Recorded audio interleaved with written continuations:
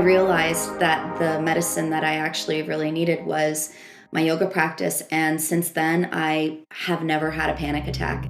Hi, everyone. I'm Kirsten Davidson, your host and creator of my wellness podcast, Mind the Gaps, surrendering our typical ways of looking at life to step out of our comfort zone and into our growth zone. Welcome to episode number 6, Life Lessons from Yoga, where we're joined by my friend, yoga instructor, and guest on the show, Aneta Pietruszko. Aneta has been a yoga teacher for over 10 years, spending 5 of those years in New York City running and growing a yoga studio. This provided her with both teaching experience and insights into the business of yoga. Inspired by this, she decided to establish her own studio here in Ontario. Through significant life challenges and changes, Aneta discovered a newfound resilience and grit within herself. She's embraced the belief that challenges happen for her, not to her. Aneta emphasizes the power and support found within community. Currently, Aneta is the owner of Power Yoga Canada Burlington and has been for over 4 years. She's also a Lululemon Ambassador, co-founder and retreat leader of Soulfull Yoga and Wellness, and she serves as a yoga teacher mentor while continuing her journey as a student. I first met Aneta when I walked through the doors of her yoga studio last summer, greeted with a massive smile and a sweaty hug. After my first few classes, I noticed that the underlying principles and lessons in yoga reflect those that I practice in my work as a psychotherapist. I believe that it's so important to extract these life lessons from yoga so that they can be accessible to every single one of us. Truly, no matter if you practice yoga or not. It's not just about the physical movement. It's a mindset.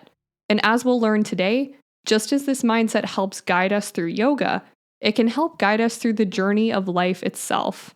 Because of all this, I quickly fell in love with the studio, the community, and of course, the practice, and it's now a huge part of my life.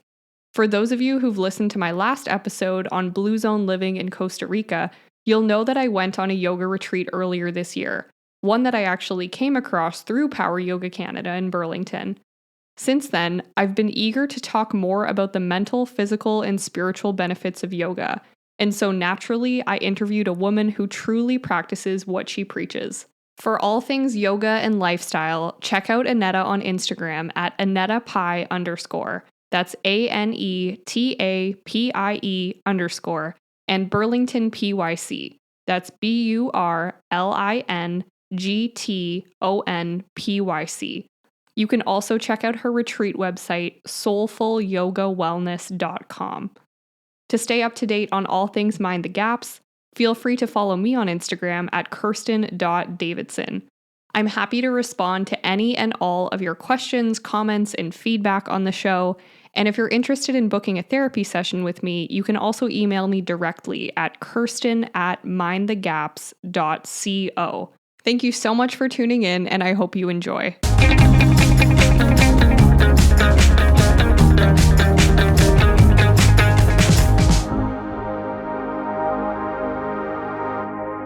Hi, Aneta. Thank you so much for joining us today. Hi, thank you so much for having me. So I thought we could start off by you telling us a bit about your story and how you found yoga, or rather how yoga found you. I love this question because the latter is exactly how I started yoga. So back in 2008, I experienced my first panic attack at a carnival, and I wasn't sure where it came from. It ended up reoccurring. It started to happen more often, and then these like little anxiety attacks were happening. And so I went to the doctor. I kid you not, I had multiple MRIs. I've had blood work done, like every possible test to see if something was wrong neurologically. And because they couldn't figure out what was going on. And then at the end of it, my doctor said, you know what, I think you have a minor anxiety disorder. And so with this, there's 2 approaches. 1, we can put you on medication, or 2, you start going to yoga classes. And I was like very resistant to the yoga class option, but I didn't want to. I'm the girl that doesn't even take an Advil. Like I didn't want to do that approach either. So Right. It just so happened, we talk a lot about there's no such thing as coincidences. I had to get my car fixed, and my dad owned a shop. And so he said, you know what? This is going to take a few hours. And you are lucky because I got you a yoga class pass, and there is a new studio right behind my shop. Oh, I love that. Great. This is awesome. So, with my resistance, I headed up to the studio and I took my first hot power yoga class in sweatpants and a cotton t shirt. And so I went in there and knew absolutely nothing. The verbiage and everything was brand new. And so I got through it. It was one of the hardest things I've Mhm. ever done. And shortly after that, I joined a 40-day challenge because I came from like a sports background. So I really do love that competitive edge in me. And so I was like, hey, I really suck at this. So I'm going to suck for a long time until this thing actually sticks. And my doctor is going to be happy because I'm going to report back and say that I did it. And Mhm. so, probably within the next 2, 3 practices, I didn't even notice that the anxiety literally stopped and I was sleeping well. Within a very short time, people started saying to me, "Oh, you like look different." The way I would handle conflict, challenges in my day to day seemed to be coming with a lot more patience and ease. Obviously, not, I was still batshit crazy, let's be honest. But it was less of that. And so I realized that the medicine that I actually really needed was my yoga practice. And since then, I have never had a panic attack. And I Wow. kid you not, they're gone. Wow. So I don't know, is it just a coincidence or is it that powerful practice of, getting on my mat, meeting myself where I'm at, getting into the breath work, the sweat, like everything. I don't know. I didn't realize how many things were going on in my head and Mhm. the rush and the doing things right and perfect and being perfect for everybody. I didn't, that was very subconscious. Yeah. So in the yoga class, like my teacher would always say really great, powerful reminders of just meeting myself where I'm at, being patient with myself, and all of that just got absorbed into my body and there we go. And the anxiety was gone. Aneta's experience with anxiety is the perfect example to illustrate how the practice of yoga can positively influence our minds and our bodies. To Aneta's point, is it coincidence that her panic attacks completely stopped after starting yoga? Absolutely not. Countless research studies show that the practice of yoga supports our parasympathetic nervous system, and because of this, yoga can work as a proactive and a reactive method for reducing anxiety. Our parasympathetic nervous system is a network of nerves in our bodies that's responsible for relaxing and calming us after experiencing danger, stress, fear. Practicing what's known as body consciousness through yoga, that is, being aware of, in tune with, and accepting of our physical bodies and minds, this can help reduce the dysregulation in our nervous systems. So we can see that it's not just the physical movement of yoga that can reduce anxiety levels, it's the mindset that goes with it, nurturing self-awareness and self-acceptance. This reminded me of something I heard on Dr. Rankin Chatterjee's podcast called Feel Better, Live More. He and one of his guests discuss how high-intensity workouts like HIIT training can trigger what's called the sympathetic nervous system. Now, the sympathetic nervous system is the network of nerves responsible for activating your fight or flight response. That means to be alert and prepared for danger, essentially to be anxious and on edge. In my last episode, I mentioned how by slowing down, we can actually be more productive. Now, let's apply this to yoga. By slowing down through this practice, we might actually become more mentally and even physically fit. From that point on, I was really interested in taking my yoga practice further. And so I did my teacher training a couple years later. Then my life took me to New York City. I started running a yoga studio there. I managed that, had no experience, but I think it was because of my yoga practice that allowed me to step into outside of my comfort zone. Mhm. I worked in finance before in Excel spreadsheets and all. And then, oh, can you manage people? No, no, I can't. New territory, but I'm going to try. Yeah. Along the way, my husband and I decided to separate. This Mm. was all happening in New York. We had to move back with my parents, literally starting from ground zero. And in all of that turbulence, my yoga practice was like my constant. And the panic attacks still were at bay, not happening. And you would have thought by now I would have been like really on the floor with anxiety, riddled with anxiety. But I Mm. kept my practice. That's one thing that I kept consistent, is just like getting on my mat and moving through those emotions. Later on, I had the opportunity to open up Power Yoga Canada Burlington with Kinley and Pauline. They are the co-founders of Power Yoga Canada. Nice. And so I really put my drishti on that. At that time, I moved out of my parents. I just really needed, just that quiet time. And that's when my meditation practice really went full head. I had the room to just be quiet with my thoughts. And I feel like that space of quiet, of stillness, was another layer of being ready for entrepreneurship. Mm-hmm. And then I opened the studio and felt like 5 minutes later, the studio shut down because of the pandemic. Oh my God. Talk about timing. And again, like almost waiting for the ball to drop. My body is still responding in a way where I'm good. Like I got this. You hear like the one pose at a time. Off the mat, it was really like, today's the day, for one day only. I know that I can do this. Mm-hmm. A lot of the principles of yoga I could see now. It was just so threaded and embedded into my way of life Mm-hmm. that I think have helped me stay resilient. And now being open and having a really thriving, amazing yoga studio with the most incredible people is something that I do not take for granted. But if it wasn't for that one pass that my dad got me, Wow. that resistance, didn't want to do it, and it was actually what I needed the most. So Isn't that how it is, right? The things that we resist are the ones that can benefit us the most. And that's such an amazing story. Thank you so much for sharing that with us, Aneta.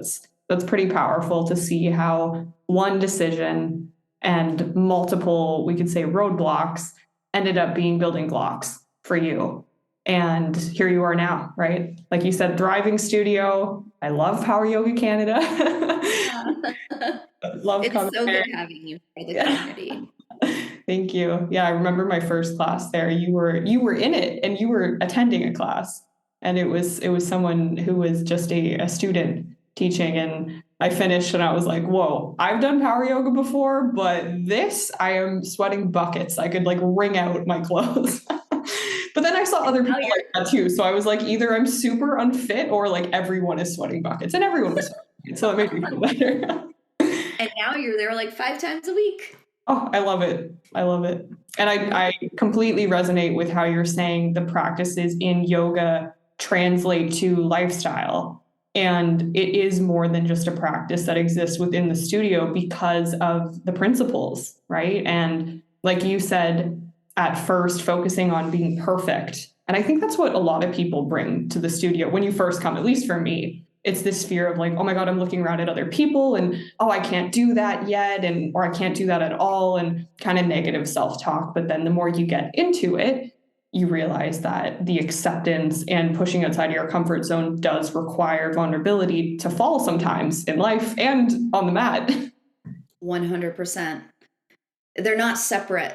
They're very much intertwined. In episode 2 of Mind the Gaps, I introduced what I call my time in range theory, empowering us to maximize our time in equilibrium. This means to be in balance, in allostasis, in growth, all in range, while also normalizing that it's impossible to be in range at all times. We're gonna get thrown off. Sometimes we'll be the ones to throw ourselves off. It's the balancing act in and of itself that gives meaning and purpose to our lives. And just as mindfulness can help us return to being in range, so too can yoga, since they're truly one and the same practice. To take a deeper dive into key life lessons from yoga, I asked Aneta about this term called the 8 limbs of yoga. 8 limbs is said to have been coined in 2nd century BCE, and its principles are meant to act as a guideline for living a meaningful and purposeful life. The 8 limbs are powerful tools that go beyond the yoga studio and the practice itself. They're standalone pieces of wisdom that we can all benefit from, no matter whether you're interested in practicing yoga or not. That's almost besides the point. Aneta graciously shared her knowledge on what these 8 limbs are and how they can show up on the yoga mat and off the yoga mat. Okay, so the 8 limbs of yoga for me really lays out a roadmap of living a harmonious, balanced life. Mm-hmm. So the first 2 that I want to talk about is the yama and the niyama. So the yama focuses on ethical disciplines, which is kindness, patience, nonviolence. Mm-hmm. These also provide guidance not only for your yoga practice on the mat, but how we navigate in the world. Right. And so the niyama emphasizes on self-discipline and personal observances. So things like cleanliness and contentment.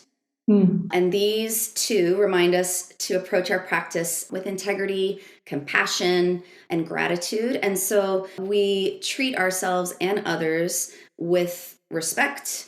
We want to listen to our bodies, cultivate a mindset of self-awareness.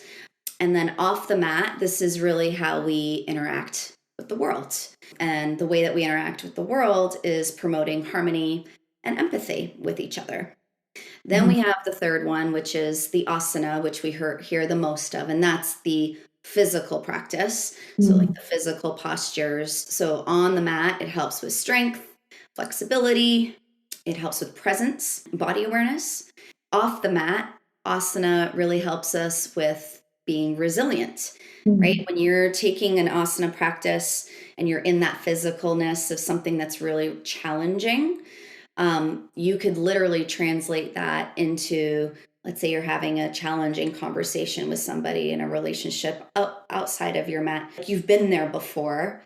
Couple breaths, take your time, feel your feet, right? Just like you do in class. I think the asana is really, really powerful because in class, I think of that all the time. Like, I think that's probably the one that's most at the forefront of, if I can do this outside of the mat, I can do this on the mat, or vice versa. Like, if I can do this on the mat, then like I can do that hard thing off the mat. And it's just like a reminder that we can do hard things. We can definitely do hard things. And I love, reminding my students, like, who you are on the mat is who you are off the mat. And so back to the yamas, where, we practice nonviolence. Sometimes I make a joke in class. It's like, okay, you find that edge of being kind to yourself, taking rest when you need to, saying hello to somebody in the studio. Really, I find people are very polite and that type of approach, but then they leave, they jump in their car and they're stuck on the highway. Someone cuts them off. They flip the bird, like all of these things. And it's like, great. And is there a different approach that you literally just practiced in the room? Yeah. And then there I am. It's like, wherever you go, there you are. It's not separate. Yeah. And making it more real, more authentic. Like you said, there's kindness in the room, and I definitely feel the kindness. And I think the best feeling is the authenticity. Like, end of the class, no one looks their cutest at that time. sweaty, just, exhausted. And I think when we're all laying there, like, you can hear everyone's breath in Shavasana in that final rest pose. And then, the lights come on and we can all see each other, and we all, saunter out and have chats, and everyone's just so genuine with each other, I find, especially at the end of a practice. Totally.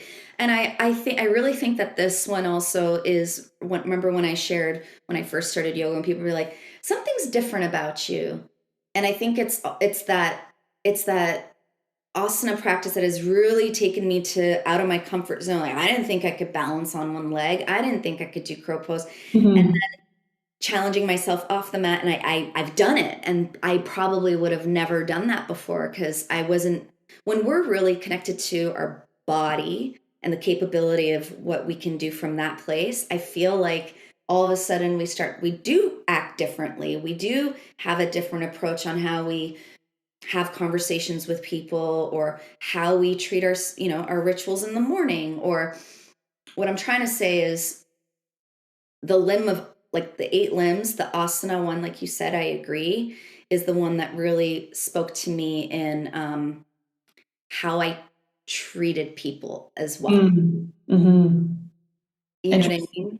Yeah. Yeah. I accessed kindness in my body through a posture. I know what that feels like.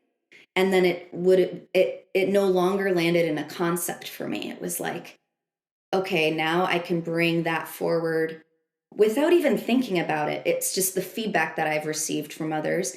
And a lot of my students say the same thing. People think I'm kinder, and, like, what used to piss me off no longer has a grip on me anymore.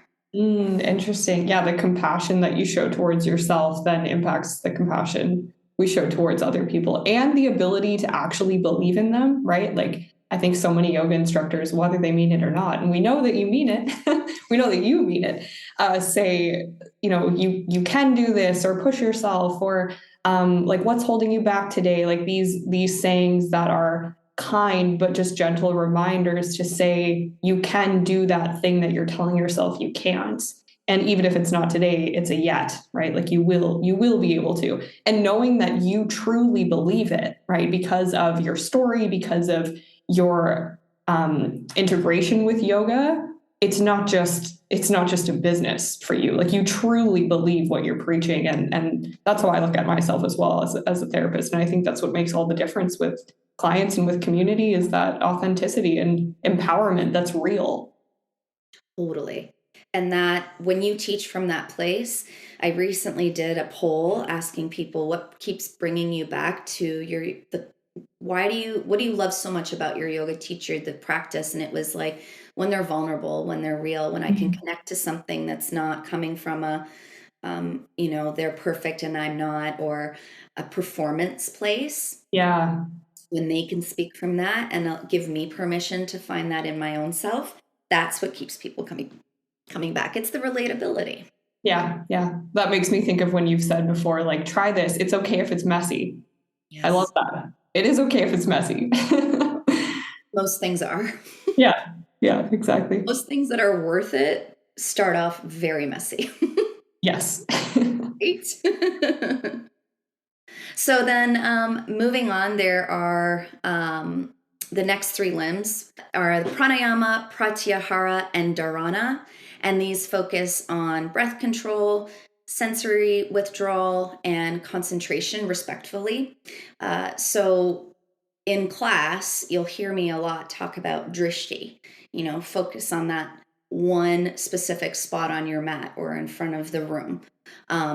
And this tool really helps, and the breath work really help with connecting back to our body, back to the physicalness, getting out of our head. When you focus on the details, like, that's actually where transformation is born. That's where it's found. If you're constantly looking everywhere, if you're constantly, oh, look at her, look at him, oh, they're faster, I should be here. Like, you start to get into this script that gets you out of being grounded, feeling your feet again. And I talk about feet a lot, because you find your feet, you find your life. Teachers have said that to me, and I'm like, oh, yes. Yeah. Concept, it's real. When you find your feet, you find your life. I loved how Aneta shared this quote because of all the fascinating science behind what it means to be grounded. I hope this finding blows your mind as much as it did mine.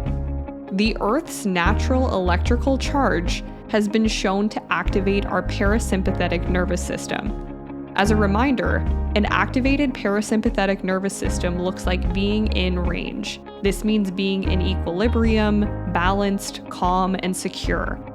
To reduce dysregulation in the body is also to reduce it in the mind.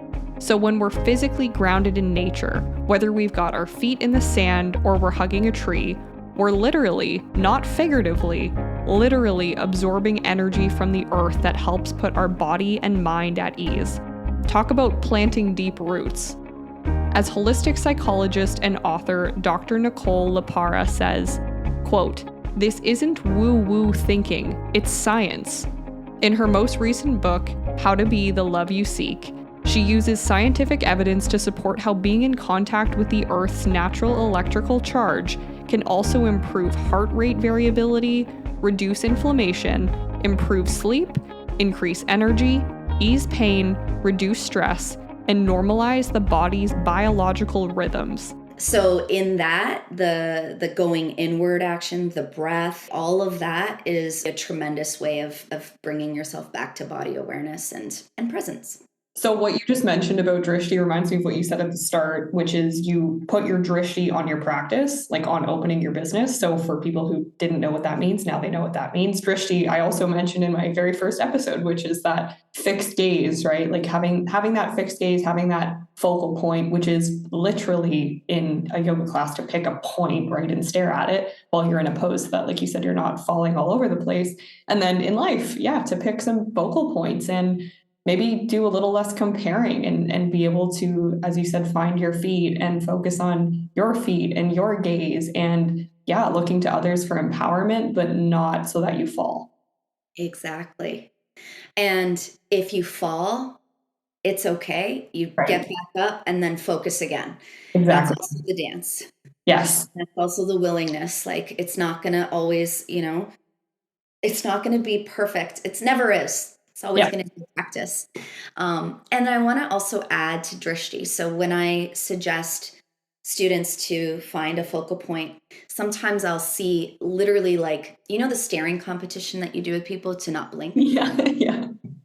Like there's that, yes, you're looking at one spot, but that's not the focal point that we're looking to practice. It's not just staring. It's like when you're driving and you're just staring straight. Of course, you're looking where you're driving, but your head's everywhere, right? You get home, you're like, how the hell did I get here? Yeah. You're just on autopilot. So everywhere, but yet your eyes are forward. So it's like finding that focal point and then really paying attention to it. And Yeah. sometimes I'll even say, look at the speckle on your mat, like getting really into the nitty gritty of what you're looking at, what you want. Mhm. Yeah. You want to see, because you could see 100 different things, but what is the thing that's going to light you up? Right. And that's just so akin to mindfulness and meditation, right? Like I read somewhere that meditation and yoga are not separate because when you're in a yoga practice, as you're saying, and you're looking at that speck on the ground, your mind could be elsewhere, even though your eyes are on the speck. And I think everyone has experienced that, right? So then the practice of meditation comes back to say, okay, it's okay that our mind drifted for a second and we can just bring it back to that speck or the light on the ceiling. I have become very familiar with this one light in the room. That's my usual focal point unless my map's around. But yeah, it's so different. It's just about looking at the world with fresh eyes as if you've like never seen that speck before or never seen that light before. Otherwise, you're going to look at it, it's not going to mean anything, and then you're back in your head. Exactly. Yep, you said it. You nailed it. Finally, dhyana and samadhi are the last two limbs, and these lead us to a state of meditation and spiritual awakening. So when you get to that point where you feel a sense of calm, a sense of less of that reaction place, more of that stillness place, those are the last two. And with spiritual awakening, would you mind just explaining to listeners what that term means for you? Because I feel like there's a lot of confusion around the, subjective nature of that term, spirituality. Yeah, that is definitely a very big term. Exactly. It resides differently for everybody. I think for me, my spiritual awakening throughout the practice of yoga has really been, I don't have to be perfect. And I think that was like a whew. And in that space, doing, the physical practice, the meditation, how I speak to myself, how I speak to others, what I'm focusing on, all of these things in the theme of dropping perfection and celebrating being imperfect has Mhm. allowed me so much grace and like harmony within myself. I don't know if I could say that I am spiritually awakened yet. I don't even know if I'll ever get there, but you know what I am? I am for it. Like I'm Mhm. for putting in the work to Yeah. continuously get to that enlightenment. I love that. I like how you said it's not like it's a destination. Like I have not reached the peak of spiritual enlightenment or like being spiritually awakened. So as far as being at that final point that doesn't really exist goes, I was at a talk with physician Gabor Mate, and he was being interviewed on one of his most recent books, and someone in the audience during Q&A asked him, "Are you healed?" And he just laughed and he said, "No, there is no final healed point. However, I have healed myself from wounds that were open. And it doesn't mean that they're all closed, but I no longer struggle with certain things that I used to." And I think that's probably the best way to describe it, right? Totally relate. That's exactly, yeah. In a nutshell, I mean, that's how I feel 100%. And Mhm. then there's this misconception. A lot of people are like, you know, oh, you're a yogi, you must be this, that, like, there's all these labels that people Yeah. have me at. Oh, And I'm like, 100%. no, no, no, absolutely not. And oh, you must live this like Zen life. No, I could be a hot mess. There are Yeah. like I'm human, and this whole thing about students putting their teacher on a pedestal. I hear this a lot. Like, oh my God, you have it all figured out. No, I don't. Mhm. Don't have it figured out. Me teaching the room, I'm just being a vessel here, and I'm also, if anything, I'm learning the most from my students. Yeah. And Yeah. that to me is also part of my path to spiritual awakening. I love that. And exactly what you just said there, I completely resonate in my job as well, that the clients are the experts of their own lives. I am there to help them help themselves. And I am not some, all-knowing being. And it's very easy for sure to put people we look up to on a pedestal, or people who are helping us in that position. But it's so humbling. And I think the best moments with clients, and I'm sure for you with students, are, as they've said, those vulnerable moments where you see that we are human. Yeah. Yeah. I'm you. I'm a reflection of you. Mhm. Hearing this thing called life as well. Last summer, I was gifted one of my now favorite books on life lessons from yoga, and this book is called Perfectly Imperfect, written by yoga pioneer Baron Baptiste. I asked Aneta what her thoughts were on the following excerpt from Baron's book. In the gap between inhalation and exhalation, the place of no breath, you will find the secret of life. If you want to know life, you will find it in the place of breathlessness. Now, what I didn't know until our recording date is that Aneta completed her level 1 and level 2 Baptiste yoga training with Baron Baptiste himself. So not only does her insight on his teaching come from personal interpretation, they also come straight from the source. I'll quote Baron's words again. In the gap between inhalation and exhalation, the place of no breath, you will find the secret of life. If you want to know life, you will find it in the place of breathlessness. The best way that I could describe it is think of it as in our everyday rush. We're so caught up in doing the things, achieving the things, and worrying that we forget to just be. And so in that moment of stillness between the breaths, we are reminded of our own existence. We are reminded of our presence. Mhm. And in that pure presence, we are not thinking at all about our past, our future. We're just really experiencing life as it is. Life is always going to be chaotic Mhm. for all of us. And yet, there's still moments of stillness to be discovered. And I love that because I say to myself, even if my day is crazy, I think I don't have all this time, there are those pockets of finding that moment between the inhale and the exhale. When you experience this gap, you are really living in the most present moment of time. You're not worried about the future. You're not thinking about the past. You're really in it as life is being experienced right now. Anybody can do it. You do not have to be on this spiritual awakening journey. It's a tool that you can have every second of the day. You just take a deep breath in and a deep breath out. And a lot of time, maybe practice feeling that pause, what that pause is doing inside of your body. Is it giving you that moment of clarity, calmness, whatever it may be? It may not give anything, but it's really a great interrupter to, if you are somebody that's constantly on the move and doing 5 things at once, 24 tabs open. Hi. Like Yeah. most of us. And that's what's so great about embedding a yoga practice into your daily life as well, because we speak to that all the time.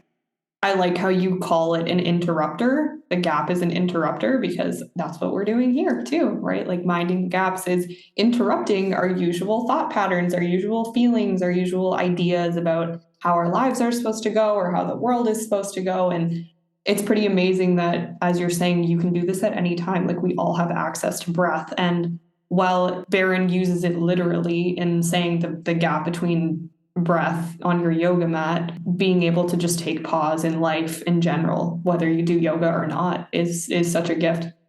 Yeah. And the gift of like clarity, right? Like just being clear.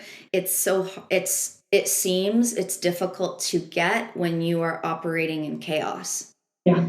How does clarity have a way in? And the way in is actually the gap. Yeah, exactly. That's why we mind them.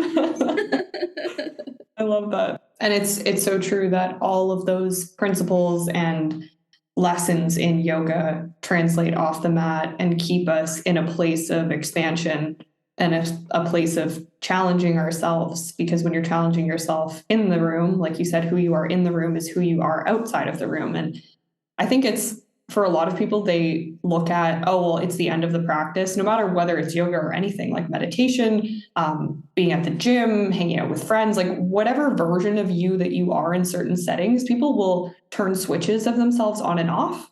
But it's so much easier to be the same person through and through. And I know when I say that, people might be like, well, you have to be a little bit different when you're at work versus when you're with friends. Fair enough. Fair enough. But I've said to my clients, the way that I speak to you, I don't like to look at myself as this like structured type of therapist or type of person. And so the way that I speak to you is with the same compassion and kindness and love that I would to other people in my life. And I think that comes through for you as well, Aneta, in your classes. Like you can so see that it is so authentic and that you are coming at it from a place of love and a place of, I want you guys to take all the stuff we're doing here and bring it home with you. Like, don't let it stop at the door. Totally. And when I first started teaching, it was definitely not like that. Like I wanted to people please every student. Yeah.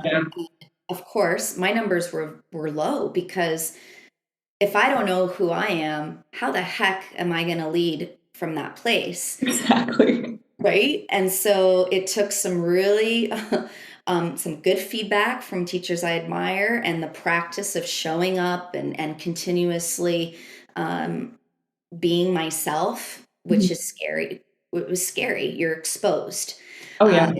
And it from that place is when I started noticing that my numbers were increasing and people wanted to be around me and listen and hear what I have to say, because it was no longer me being a performer up there. Yeah. Yeah. That reminds me of something you said in a class before and what I've heard other instructors at the studio say is like, it's just yoga. Why is everyone so serious right now? So looking around and noticing that people, maybe whether they're in drishti or not, are just like kind of lost in their thoughts, or maybe really focused on what they're doing. And you can feel the judgment in their face saying like, take a deep breath, everyone. It's just yoga. And I like applying that to life in general. Like, I know that maybe sounds kind of flippant to say like, it's just life. Well, that's all we have. But at the same time, I think it's really important to be able to apply humor and lightness to the hard things we go through, to the fun things we go through, so that not everything is so heavy. Like, it doesn't have to be so serious. Not everything is a competition. And ultimately, your growth zone is your own. Everyone's looks different. I love that so much. That totally resonates with me. I do want to add too, there's this opportunity to be in that growth zone.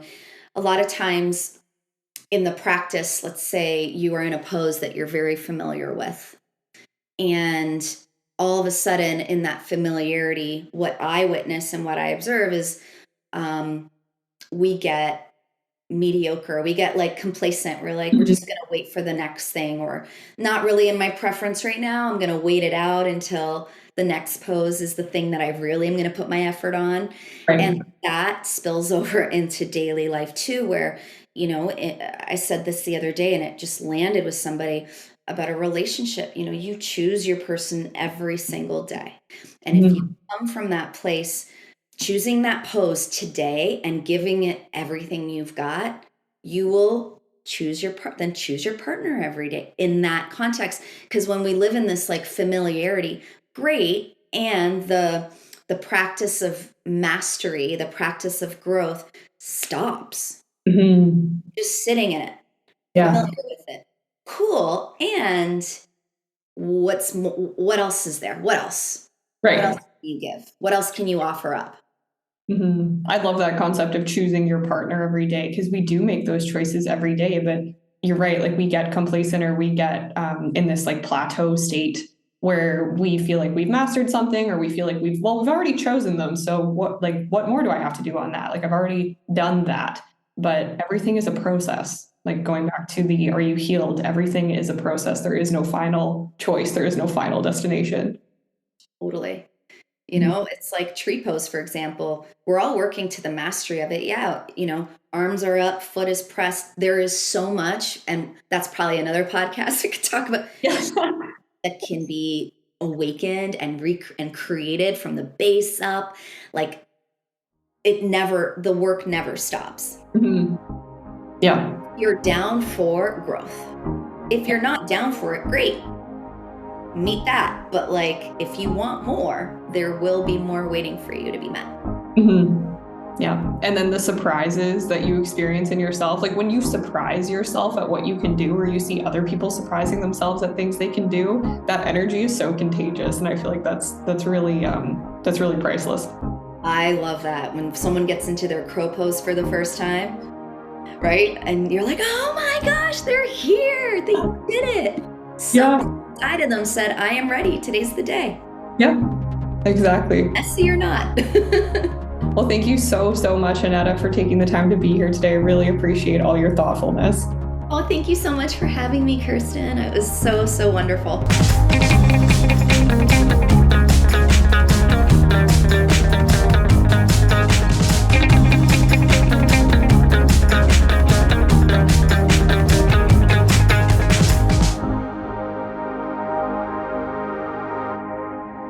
Thank you so much for listening. If you enjoyed the episode, it's always appreciated for you to follow Mind the Gaps on your podcast streaming platform and to share it with your friends and family. To stay up to date on the show, you can find me on Instagram at kirsten.davidson. Thanks for minding the gaps with me today. I'll see you next time on the journey out of our comfort zone and into our growth zone.